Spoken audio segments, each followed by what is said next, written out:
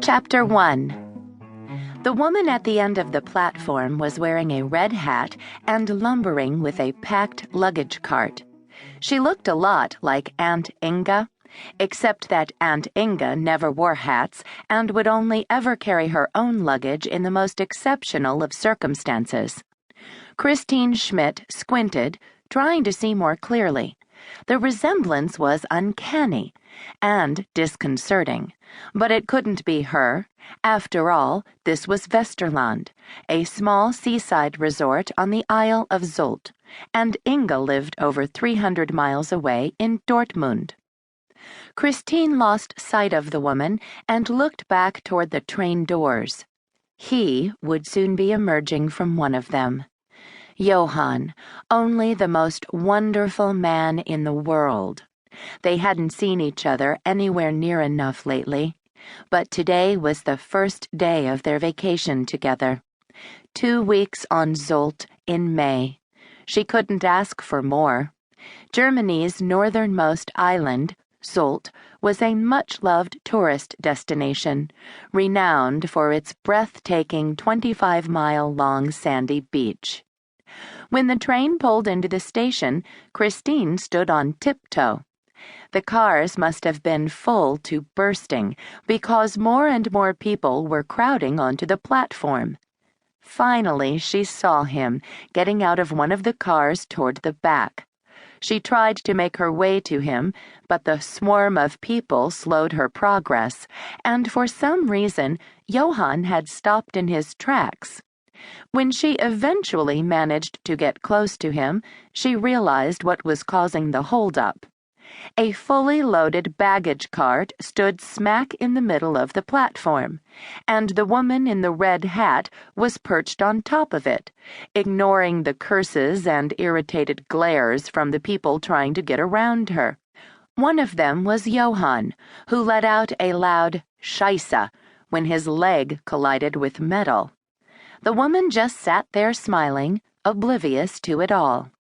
Johann was rubbing his shin with a pained expression. Finally reaching him, Christine put her hand on his shoulder. He turned around, and she saw his grimace transform into a wide smile. His arms wrapped around her, as did the characteristic smell of his cologne. She closed her eyes as he kissed her. The rest of the world disappeared, and life was wonderful again. Until someone cleared her throat behind them, and a voice that sounded exactly like Aunt Inge's said, "So, this is your new boyfriend." Christine gave a start, pulled away from Johann, and looked at the woman propped on the baggage cart. It was Aunt Inge, wearing an improbable red hat with a ribbon around the brim, and without Uncle Walter. She looked extremely cheerful and self-satisfied, and had a puzzling amount of luggage with her.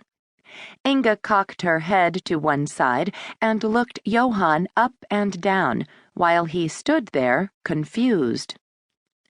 "You see, you should always be careful not to swear. You never know who might be nearby. I'm Christine's aunt.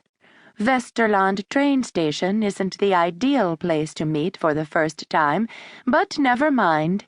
Aren't you two a bit old for canoodling in public like that? Oh, well, I'm sure you know best." She hopped off and looked at her luggage. "Do either of you have any idea how to move this monstrosity?" Johann quickly pulled himself together, revealing his suave and capable self. "You have to press the handle, otherwise the brake locks, and I can assure you I didn't swear. It was a cry of pain, but never mind, let me push the cart for you. Where are you off to?" While Johann took control and was powering the cart through the station, his own bag slung over his shoulder, Christine was still staring at her aunt in disbelief. She had lost weight and was wearing a close-fitting skirt, a light blouse, and an expensive-looking coat.